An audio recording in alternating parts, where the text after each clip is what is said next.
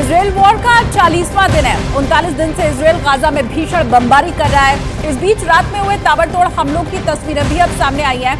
Gaza और Israel की सीमा पर मिसाइल के धमाके सुनाई दिए हैं। इजराइल बॉर्डर के ऊपर आसमान में आग की लपटें उठती हुई दिखाई दी हैं, जिन्हें दक्षिण इजराइल से साफ तौर पर देखा गया। तस्वीरें आपके सामने है। ये 39वें दिन किस तरह से इजराइल ने गाजा के ऊपर बमबारी की है, उसी से जुड़ी हुई तस्वीरें। रात के समय ताबड़तोड़ हमले की अब ये तस्वीर सामने आई है। इजराइल की तरफ से हमास को निशाना बनाया गया और ये इजराइल की सीमा के बिल्कुल पास गाजा की तरफ किए गए मिसाइल के धमाके हैं, जिनकी आवाज बहुत दूर तक सुनाई दी।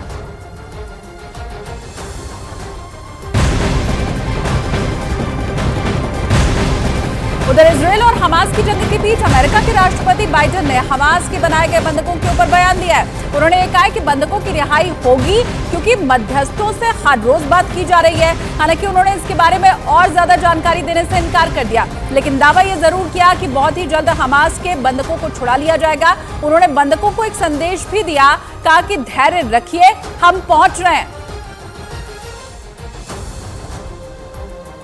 हमास की नई शर्त से यह समझा जा सकता है कि उसका कमांडर इब्राहिम हामिद उसके लिए कितनी अहमियत रखता है, क्योंकि 7 अक्टूबर को इजराइल पर हमले के बाद हमास ने इजराइल से बंधक बनाए गए लोगों को छोड़ने के बदले पहले 5000 फिलिस्तीनी कैदियों को रिहा करने की मांग रखी थी, जो लंबे वक्त से इजराइल की अलग अलग जेलों में बंद हैं। लेकिन 1 महीने से ज्यादा का वक्त बीत जाने के बाद हमास ने अपनी शर्त बदलते हुए सभी बंधकों को रिहा करने के बदले सिर्फ हमास कमांडर इब्राहिम हामिद को छोड़ने की शर्त इजराइल की सरकार के सामने रख दी। इजराइल के अखबार द टाइम्स ऑफ इजराइल के मुताबिक करीब 17 साल से इजराइल की जेल में बंद हमास कमांडर इब्राहिम हामिद के हाथ सैकड़ों इजरायली लोगों के खून से सने हैं। द टाइम्स ऑफ इजराइल के मुताबिक नई शर्त के साथ हमास ने यह भी चेतावनी दी है कि अगर उनके कमांडर को छोड़ने की शर्त को इजराइल नहीं मानेगा तो किसी भी बंधक को नहीं छोड़ा जाएगा।